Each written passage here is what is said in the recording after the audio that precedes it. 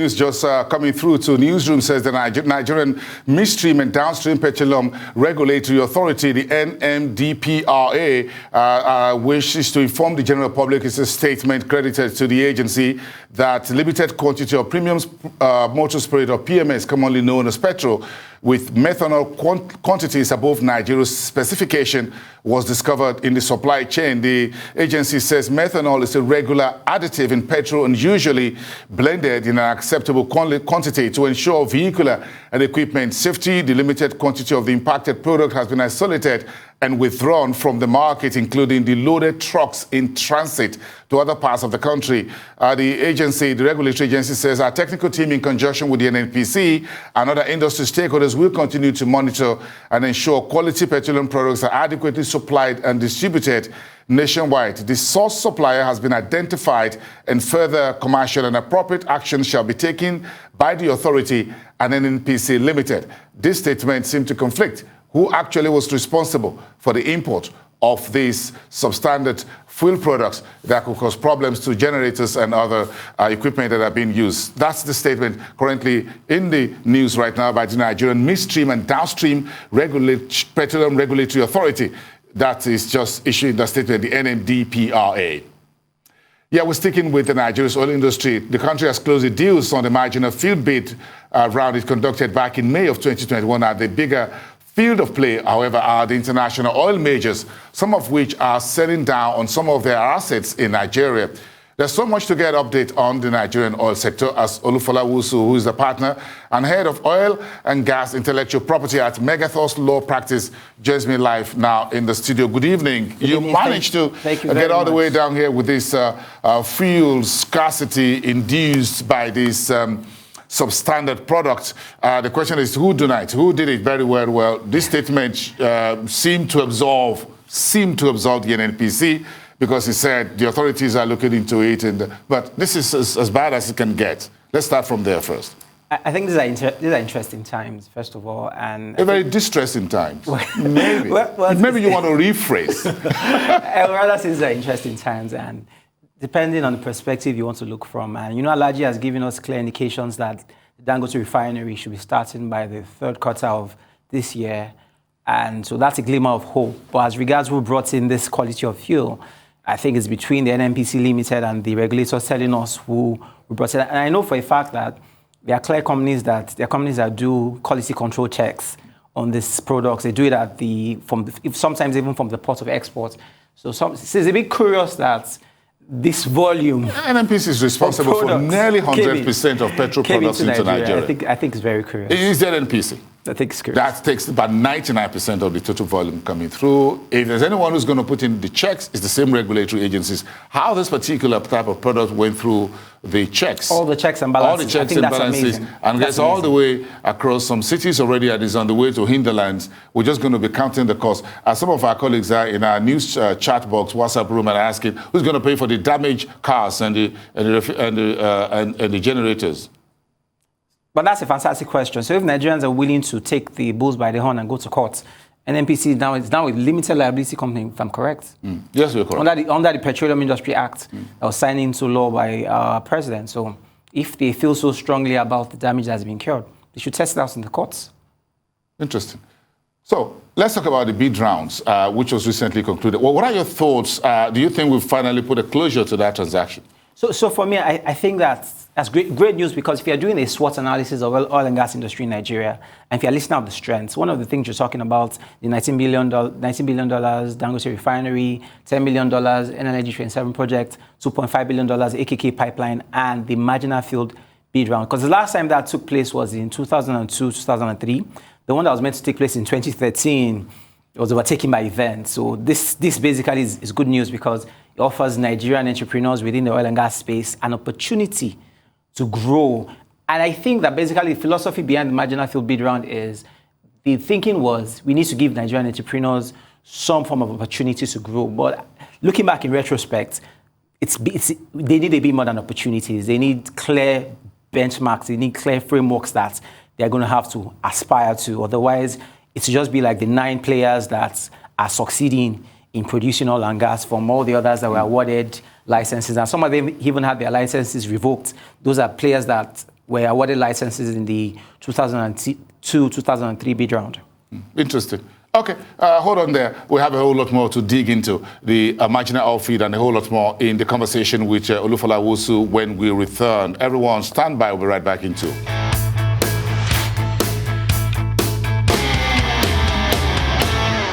I continue our conversation with Olufola Wusu, who is the partner and head of oil and gas intellectual property at Megathos law practice. Thank you so much. But just very quick, that news coming through about the adulterated petrol in circulation. The Nigerian Midstream and Downstream Petroleum Regulatory Authority, NMDPRA, says it has informed the public that limited quantity of the PMAs that has been talked about with methanol quantities above Nigeria's specification was discovered in the supply chain, which is, according to the agencies, now being taken out of the system, has been isolated and withdrawn from the market, including those trucks that were loaded and in transit to other parts of the country. The agency, the regulatory body, also said the source supplier has been identified and further commercial and appropriate actions shall be taken by the authority and NNPC Limited.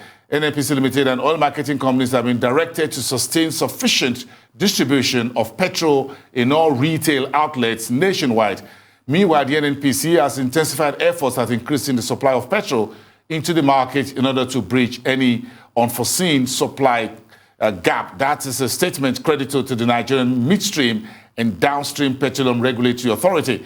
As today, the 8th of February, that's coming through this evening as Nigerians in Lagos, Abuja, and other parts of the country begin to groan under the petrol scarcity due to the substandard petrol products that have been imported into the country. Conversation around the country's marginal fuels. You talk about indigenous, you talk about this. Yes, there are 4 oil local firms are bidding for Shell. So move a bit from marginal and go to the big mainstream, where you have big names such as Shell, Seplat, Oando, and others playing ND Western. And some of them, according to sources, are bidding for this $4 billion sort of asset by Shell. Is this good news for marginal field players? I think it's good news for marginal field players because one of the routes through which an oil and gas company can grow is by acquiring resource-rich assets. And if you look at the history of Nigeria, Shell basically held all the acreage in Nigeria before eventually divested some of it, and some of it was allocated to other IOCs that we currently have. So if you look at the history of acquisitions of Shell assets, those that have bought Shell assets have done very well. Seplat is a case in point.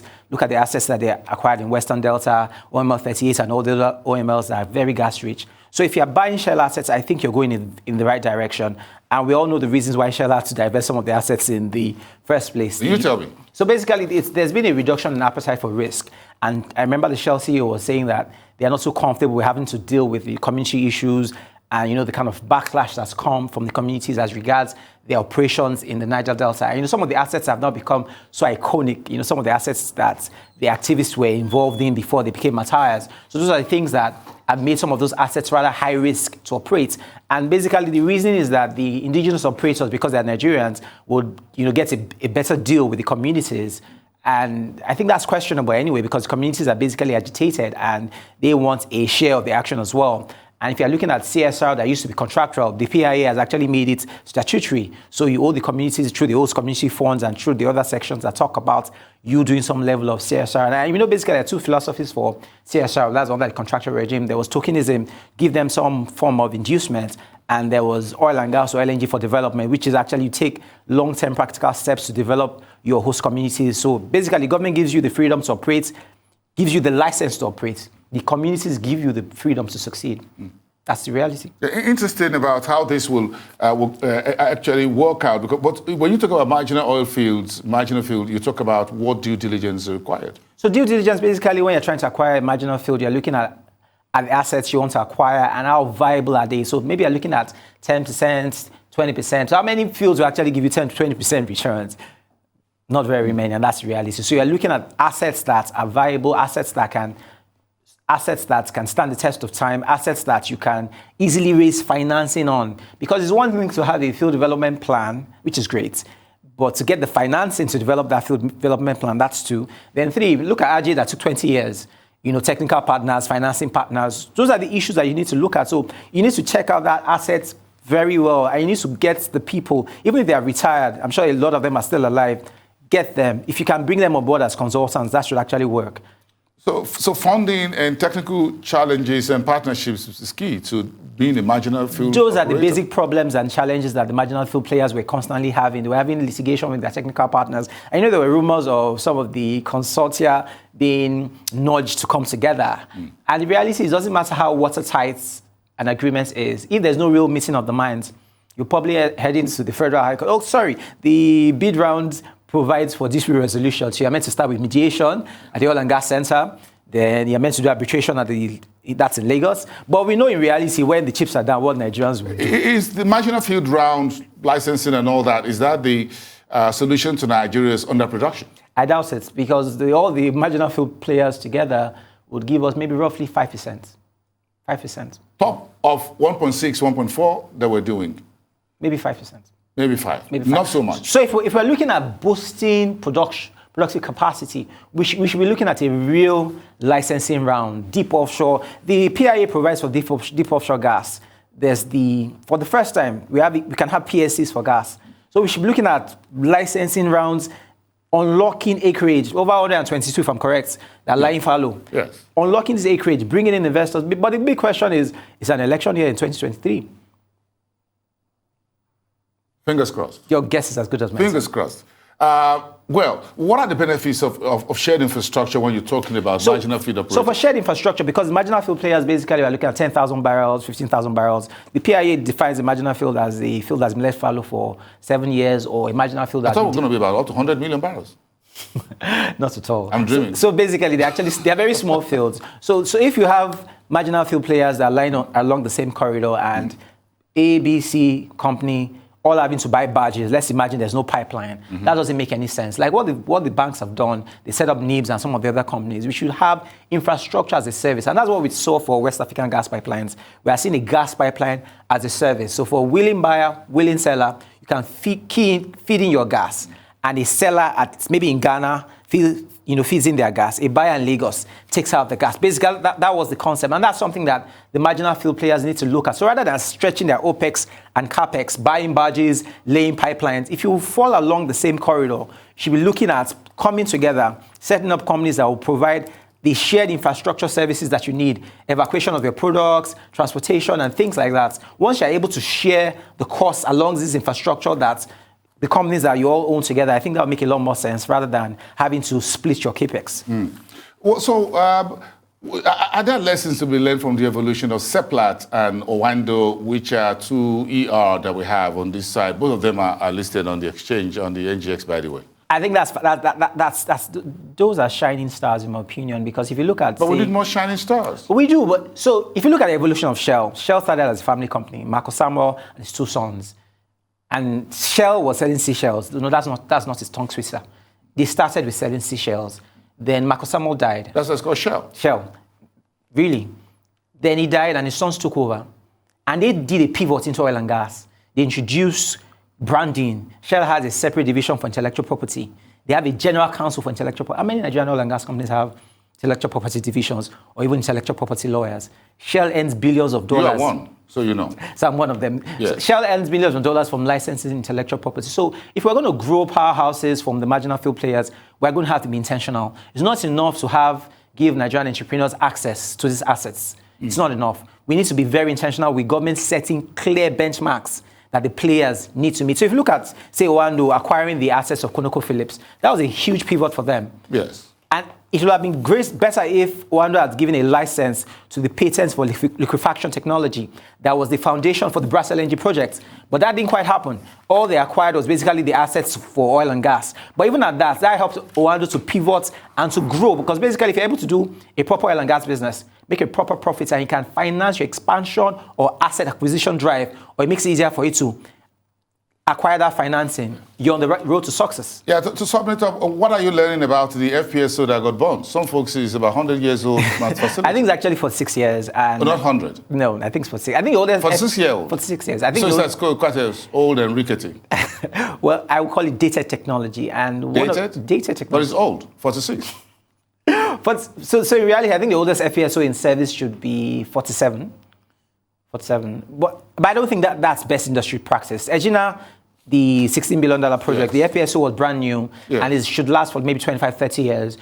I think right now regulators should be thinking about setting a benchmark or a cap for the maximum number of years that you bring in an FPSO. So I understand the FPSO financing is expensive. That market is huge. Should be 6-7 billion. It's dangerous if you're going to I understand that. So in between $300 million to $3 billion, you're looking at buying a brand new FPSO. So in reality, after 20 years or more, some of those vessels are converted into FPSOs, and that's the reality. But we should have clear regulations that says beyond a certain number of years, you cannot bring an FPSO older than X into Nigeria. There's an age limit. There should be. Thank you. Have a great evening. Thank you so much. Wusu, who is a partner head of oil and gas intellectual property at Megathos Law Practice.